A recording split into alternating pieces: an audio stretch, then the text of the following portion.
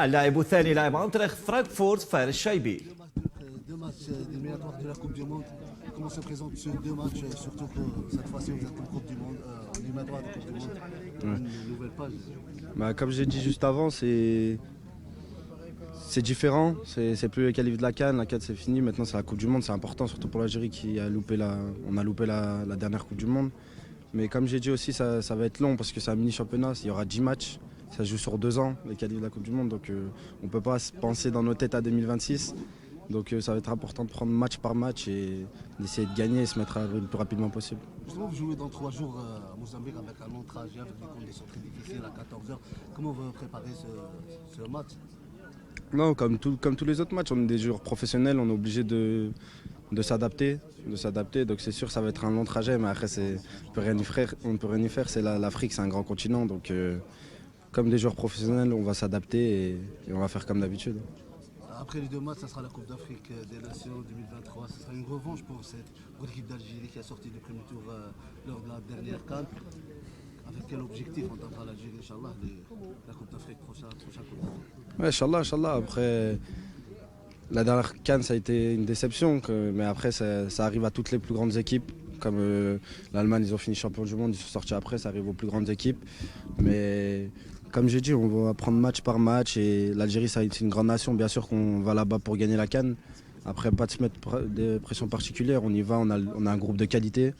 On a peut-être l'un des meilleurs groupes du continent africain. Donc on y va et si on arrive à jouer notre jeu et à faire tout ce qu'il y a à faire, on ira loin, Inch'Allah. Sur votre poste de l'équipe nationale, ce sera un milieu offensif. Contrairement, on va un trait court, vous jouez un attaquant, deuxième attaquant à droite. Est-ce que vous avez une préférence? Non, après, je suis un joueur, comme j'ai dit, je suis formé au milieu de terrain. Après, mes années en professionnel, j'ai pu jouer en attaque. Donc, je peux m'adapter à tous les postes. Franchement, je joue où le coach me dit de jouer et j'essaie de faire mon maximum. Est-ce qu'on va avoir le même chapitre dans le terrain avec Inch'Allah, bah, je vais tout faire pour donner mon maximum comme à chaque match je fais.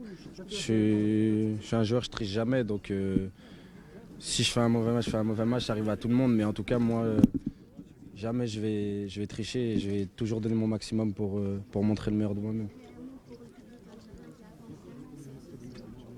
Le match, quel match?